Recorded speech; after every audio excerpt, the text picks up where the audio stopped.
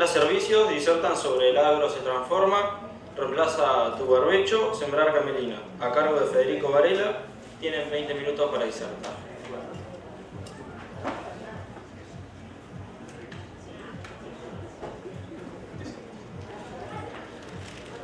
Bueno, buenas tardes.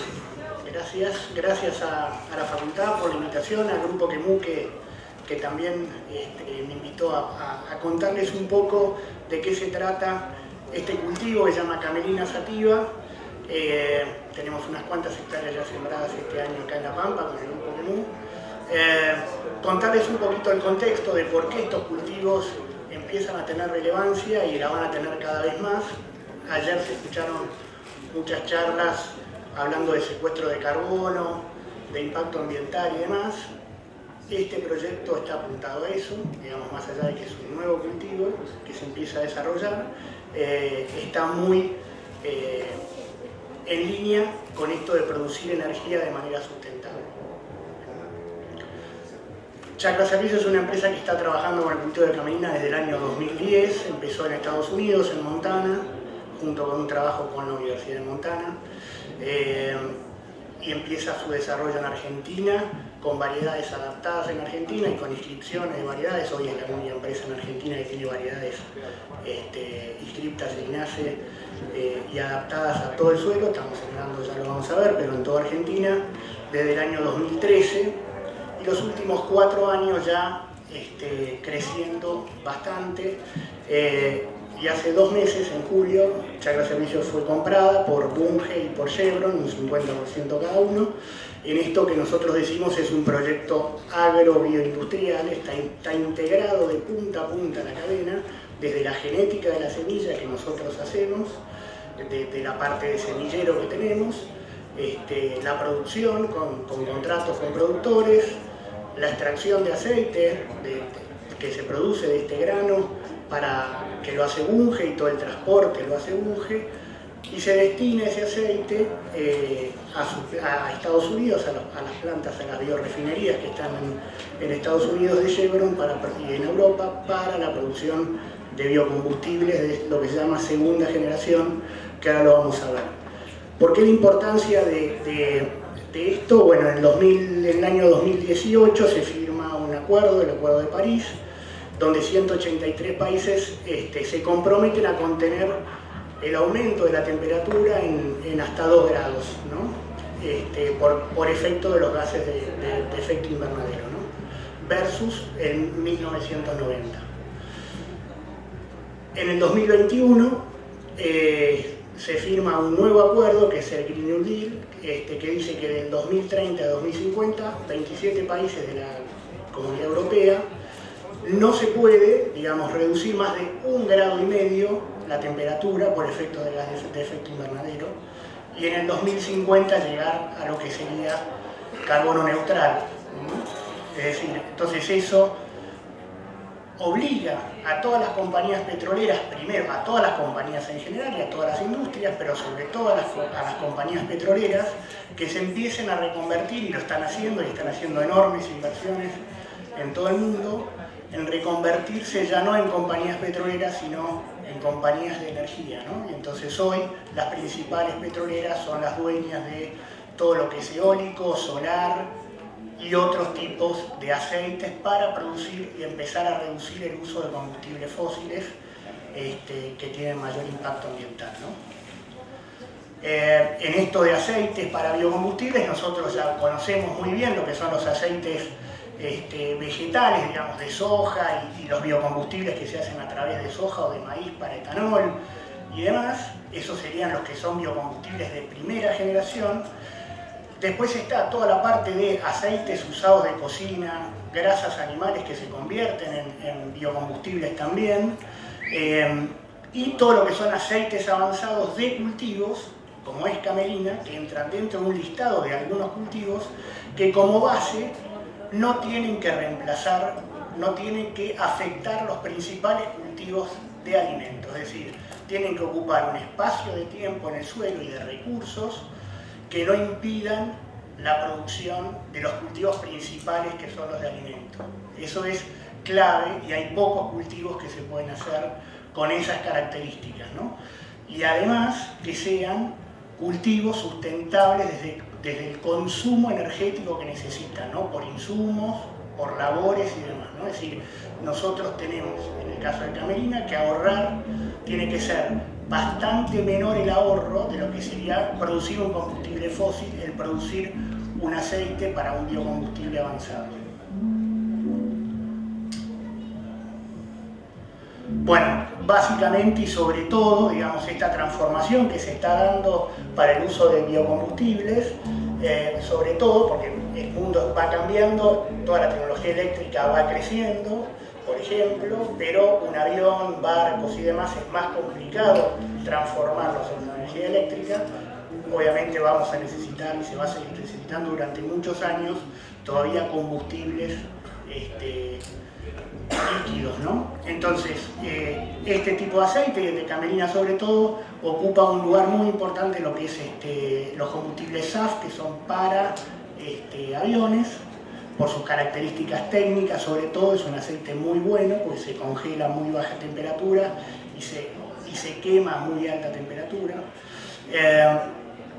Entonces, un poco lo que ya les comenté, el tema de la seguridad alimentaria como uno de los datos claves, ¿no? Yendo al cultivo, la idea es que me paren las veces que sea. Yo quiero que los que nunca lo vieron al cultivo lo puedan conocer, y por eso es bastante gráfica y hay muchas fotos.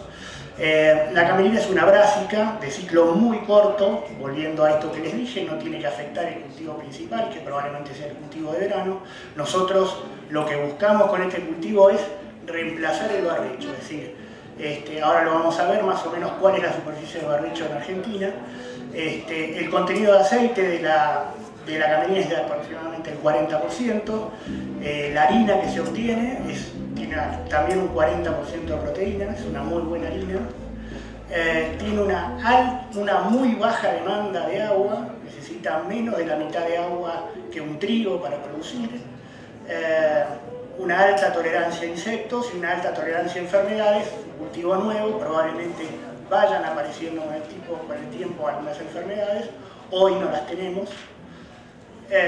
Y sobre todo, y piensen en el desarrollo de este cultivo, arranca el cultivo en zonas muy frías, en realidad es originario de Europa, pero nosotros el desarrollo originario lo hacemos en Montana contra Canadá. El cultivo tiene una gran resistencia a las heladas y al frío.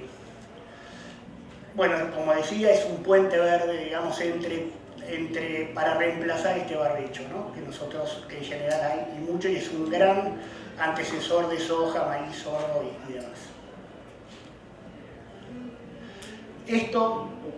Esto nos muestra un poco la cantidad, digamos, o el nivel de intensificación de las rotaciones que existen hoy en Argentina, ¿no? En realidad esto es al año 2022. Como vemos, la zona más intensiva, donde se hacen más cultivos de invierno y de verano, es el sudeste, en general. Y después hay cerca de un promedio de un 60% de la superficie en Argentina que en invierno no tiene nada en sus lotes, ¿no? Ya sabemos como productores los problemas de erosión y los problemas de no tener un cultivo durante el invierno. Entonces Camerina viene de alguna manera a solucionar ese tema.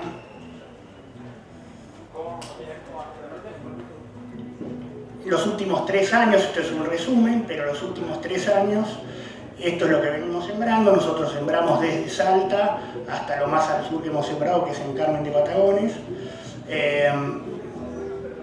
con más de 200 productores en 10 provincias, unas 22.000 hectáreas sembradas en total. Este año tenemos sembradas cerca de 12.000 hectáreas, unas 1.500 hectáreas aquí en La Pampa. Tenemos 2 variedades hoy registradas en Argentina, 4 más que ya van a estar comerciales el año que viene. En definitiva son 6 variedades de Camerina que tienen distintos ciclos, distintas características y que se van adaptando a cada ambiente. Para contarles un poco del cultivo, el cultivo tiene un ciclo productivo de entre 90, ahí dice 120 y 150, depende mucho de la zona. Digamos, esto es por suma térmica, digamos en base cero, son 2.200 grados desde la siembra hasta la cosecha. Es decir, el cultivo es muy sensible a la temperatura, es decir, cuanto más calor tengas, en Salta el cultivo tiene un ciclo de 70 días, 80 días, porque los inviernos son muy cortos, hace muy poco frío, digamos, en el norte. Acá el cultivo se extiende hasta 100, 120 días, dependiendo también mucho del año, ¿no? Pero es un cultivo que vos lo van a sembrar en junio, julio y lo van a estar cosechando últimos días de octubre, primera quincena de noviembre. Entonces te deja una muy buena fecha para una siembra de soja por fecha de primera o un maíz tardío. Bueno, un poco lo que hablamos de tolerancia a heladas, plagas, enfermedades, bajo requerimiento hídrico, tiene baja dehiscencia comparándola con una colza. El cultivo es bien diferente a una colza, más allá de que es de la misma familia, la estructura de la planta es bien distinta, tiene otro porte, las licuas son diferentes, tiene una baja dehiscencia, tiene una característica alelopática muy llamativa, realmente los lotes salen muy limpios después de la cosecha. Es un grano muy chico, de 0,8 a 1,3 granos los 1000 granos. Y nosotros la semilla la entregamos al productor. Aquí están seguramente muchos acostumbrados a sembrar forrajeras, las entregamos con peleteo que le da color y le aumenta un 45% el tamaño. Eso la hace mucho más fácil para la siembra, que es uno de los desafíos, ¿no?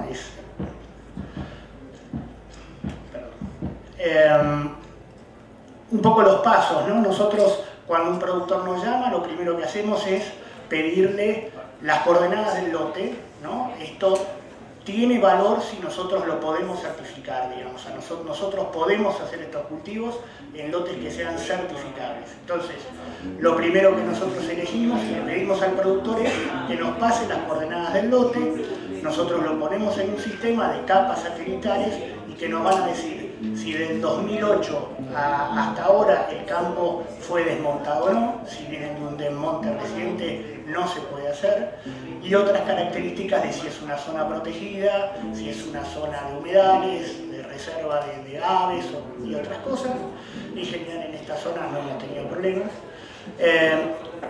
El cultivo sí es bastante sensible a las inundaciones, entonces en general tratamos de que los lotes no sean lotes anegables, porque donde el lote quede encharcado 2 o 3 días se empiezan a perder plantas.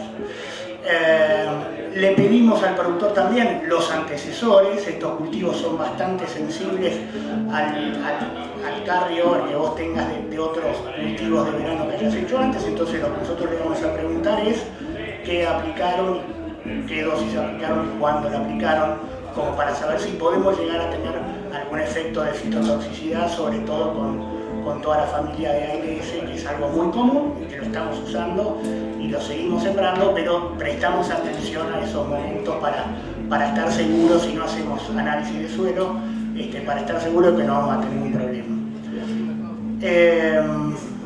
En cuanto a la siembra, como les dije, meses de junio y julio, en directa o en convencional, una siembra muy superficial, es parecido a sembrar una alfalfa o un trébol. Distancia según la sembradora, pero una distancia con una sembradora de fina va perfecto, de 17 a 26 centímetros. Van entre 10 a 15 kilos de semilla por hectárea. ¿Por qué esa dispersión tan grande? Eso lo vamos a ver dependiendo del antecesor y del nivel de rastrojo que vos tengas en el suelo. Es decir, si venís de un lote de soja de primera, que vas a estar seguramente, o un lote trabajado, ahí probablemente vayamos con 10 kilos o quizás algo menos. Si tenés un alto volumen de rastrojo y tenemos alguna duda de que la semilla quede bien en contacto con el suelo, que es muy importante, entonces ahí vamos a subir la cantidad de kilos de semilla. El logro objetivo son de 200 a 300, 350 plantas como logro ideal, y eso es muy importante en el cultivo. El cultivo no tiene un problema si nos pasamos de la cantidad de plantas, si llegamos a las 500 plantas por metro cuadrado, porque compensa muy bien. Lo que sí no compensa bien es la falta de plantas, eso es muy importante, porque ahí sí vamos a empezar a tener problemas con malezas y demás si el lote no queda bien sembrado, ¿no? O no tenemos la cantidad de plantas. Lo que hacemos es sembrar, y como un preemergente se utiliza trifluorina, y con eso están, por supuesto, saliendo con el lote limpio, entrando a sembrar con el lote ya limpio, y con ese preemergente vamos a llegar muy limpios a la cosecha en la medida que esté bien logrado y tengamos la cantidad de plantas necesarias, ¿no? Es importante, después, si hay algún escape de alguna gramínea, no hay ningún problema para aplicar cualquier graminicida, no hay restricciones en eso. Fertilizante, se hace una base de fósforo en la siembra, algo de nitrógeno después, unos 80-100 kilos de nitrógeno, no más de eso. Con eso vamos a llegar y vamos a alcanzar bien al rinde estirado. Cosecha puede ser, depende de la estrategia que tenga cada productor, si va a necesitar salir del lote antes porque va a ir a una soja de primera, lo anticipamos con un desecante, que vamos a emparejar el lote, no vamos a cosechar más temprano. Y si no, podemos ir a, digamos, si el productor va a sembrar recién en diciembre, quizás un maíz tardío, lo puede dejar de secado natural y después se cosecha. La cosecha es directa, en planta, no hace falta generarlo, no hace falta hacer nada raro, es solamente regulación, una velocidad que es un poco más lenta, es una época del año en donde generar los contratistas no están con ningún otro cultivo, es el primer cultivo que va a salir a cosecha. El transporte por el tamaño del grano es en batea o full trailer, lo que siempre recomendamos. Esto es a modo de ejemplo para que vean, digamos, sembramos con máquinas Cerdrill, con máquinas tradicionales, todas funcionan bien, obviamente la Cerdrill no con cajón alfalfero, sino que directamente con el cajón. Estas más tradicionales iban con cajón alfalfero por el tamaño de la semilla, ¿no? Como para que lo vayan viendo, el cultivo al principio es muy lento, uno lo va viendo muy chiquito, a los 3 días empieza, a los 30 días empieza a marcar el surco, tiene un sistema radicular y eso es muy interesante cómo quedan los suelos.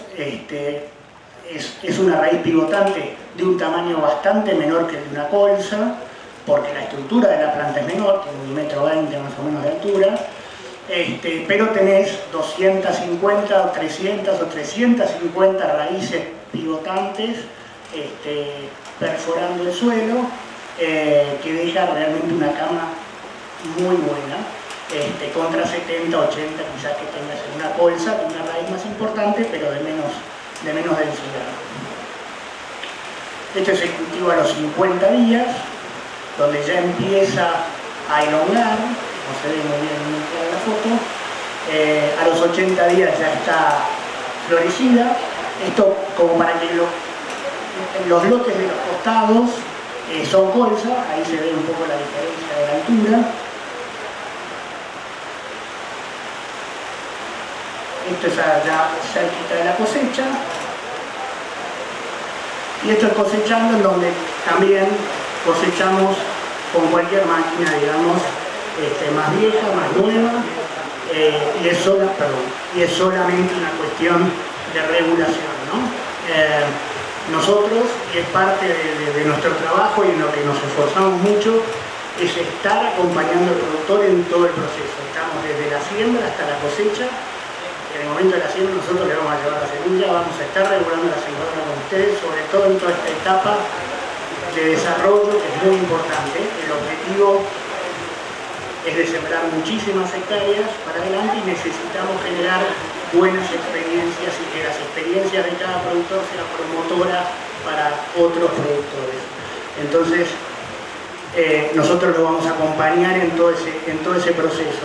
Como les conté, este cultivo se certifica, nosotros usamos diferentes normas de certificación, algunas para Europa y otras para Estados Unidos. Básicamente lo que conforman casi todas las normas son deforestación cero, protección de la biodiversidad, respeto por los derechos humanos, medición. Nosotros medimos la huella de carbono desde la semilla que producimos hasta el biocombustible que se produce en Estados Unidos y en Europa, y nosotros tenemos que demostrar que ahorramos bastante más que lo que significa producir y quemar un combustible fósil, ¿no? Esto es la clave de este cultivo. bueno, por supuesto, buenas prácticas agrícolas, ¿no? Sí, un minuto. Les cuento solo para informar un poco el modelo de negocio que nosotros le ofrecemos al productor. El año que viene, para principios del año que viene, pasaremos las nuevas condiciones comerciales, pero que van a estar más o menos englobadas en este sistema. Como yo les contaba, esto se hace bajo contrato. Nosotros, el productor tiene asegurado la compra del 100% de la producción, no es que va a ser un cultivo extraño que después no va a saber si el comprador está o no está. Esto está 100% asegurada la comercialización. Nosotros le entregamos la semilla al productor, se la vamos a descontar en el momento de la cosecha, en un canje 2 por 1 por cada kilo de semilla, 2 kilos se devuelven. En el caso de que no haya cosecha por algún evento climático o lo que sea, el productor no paga la semilla, no tiene costo. Una vez que está, por supuesto, aprobado, como les dije, el lote, se envía el contrato, y desde ese momento el productor tiene dos opciones para elegir desde la parte comercial. Una es $200 por hectárea que nosotros le pagamos al productor por el solo hecho de sembrarlo. O sea, eso lo va a cobrar, coseche o no coseche, rinda lo que rinda, va a cobrar seguro $200 por hectárea. Después, además, le vamos a pagar por cada tonelada $325. Eso fue este año, veremos el año que viene. La idea nuestra es que el rinde de indiferencia entre el barbecho que el productor iba a hacer, realmente esta sea una opción que diga, en vez de hacer un barbecho donde voy a estar degradando de alguna manera el suelo y el ambiente, no me va a dejar ningún beneficio más que un poco de agua que pueda llegar a juntar. Tengo una opción en donde yo ya tengo asegurado una renta, porque el costo es muy bajo de hacerlo, contra el costo del barbecho, que eso no lo vamos a recuperar.